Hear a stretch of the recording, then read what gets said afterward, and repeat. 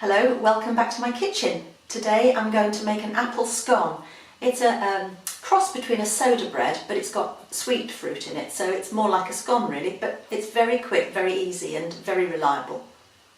Now for this you'll need a big mixing bowl, and into that you put 250 grams of self-raising flour, and to make sure it rises with the weight of the apple we're going to add a teaspoon of baking powder. Don't go mad and pile it up. Level teaspoon of baking powder, and then half a teaspoon of salt, because that helps release the carbon dioxide and make it work even better.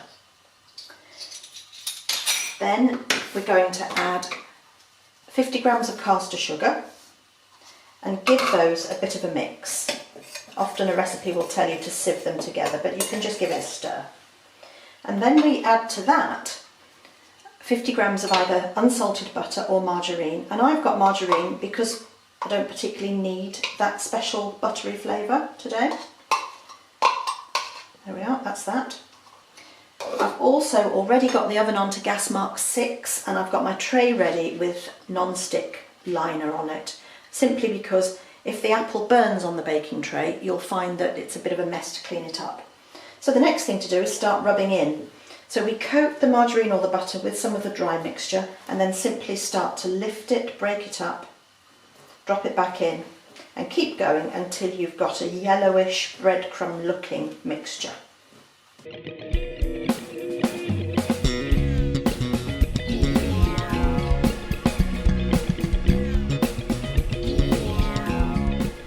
Now that looks about right. If you're not quite sure whether you've got rid of all the lumps, take hold of the side of the bowl, keep it flat on the table and shake it, and any big bits will come to the top. I haven't got any. So that's done.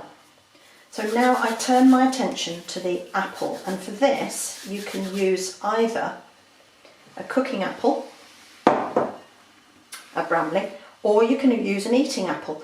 Obviously the flavour is going to be different. If you use an eating apple it's a much sweeter, less intense flavour. If you use a Bramley you're going to get pockets of very sharp apple, which I think is quite nice. So as usual, keep yourself safe, make a bridge and cut down to cut the apple in half. Cut side down and then it won't wobble off the table. Another bridge, cut it into quarters, and then to go underneath where the flour was, down towards the centre, knife out, under where the stalk was, down and join up with that other cut, and then peel off a nice thin layer.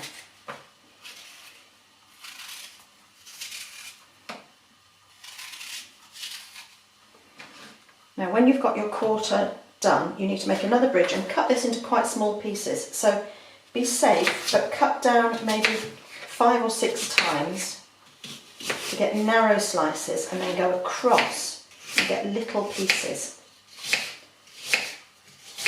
And then they all go straight in the bowl. Give it a stir, and that will stop the air getting to it and making it go brown. And then do the other 3 pieces just the same.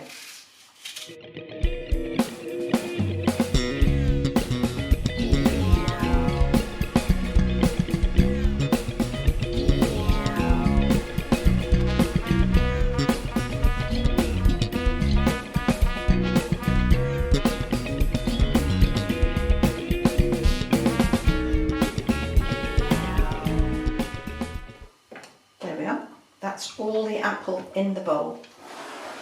Give them a good stir, and if you've got a few that are just not wanting to separate, give them a bash with your knife and make them come apart. This is quite a lumpy mixture at this stage, so don't worry, it'll be okay. Now the next thing we do is add our milk, and I have got 100 mils of milk. It all goes in and you stir. And it takes a minute or 2 for a dough to start to form, so don't put your hand in too soon because you'll get very sticky.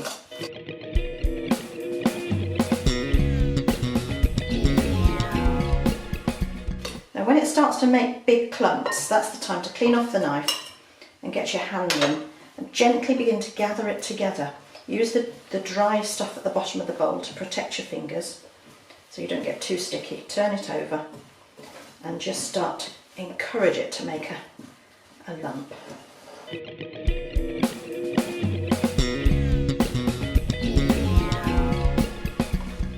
So gentle kneading now just to get the rest of that mixed in.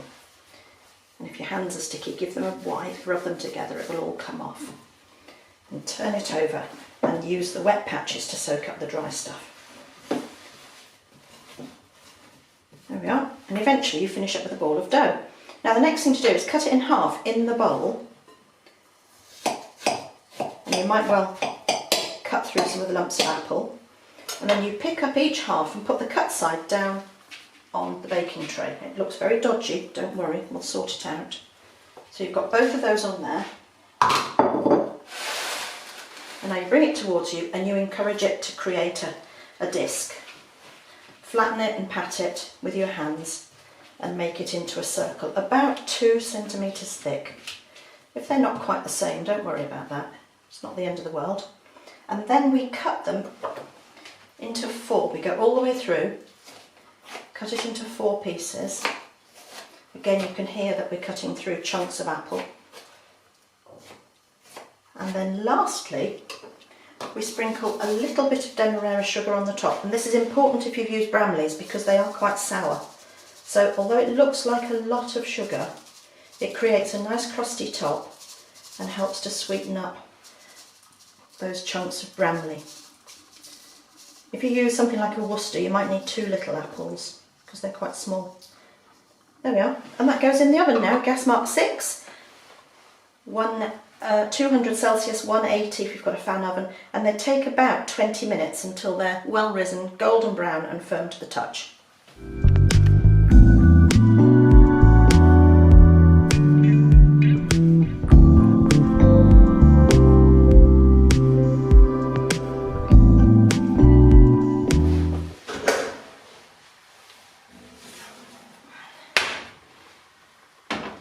There we are. That's done. That's had 20 minutes and now they need to come off and go onto a cooling tray. And the best way to do that really is with a fish slice. You can do it whilst they're hot, get right underneath and lift it off so that it cools down. There we are. And give them a while to cool down. They'll stay hot for quite a long time. I hope you enjoy having a go at this. And if you go to the website, you'll find a link to this one and all the other recipes that we've done as well. So have a go, enjoy, bye for now.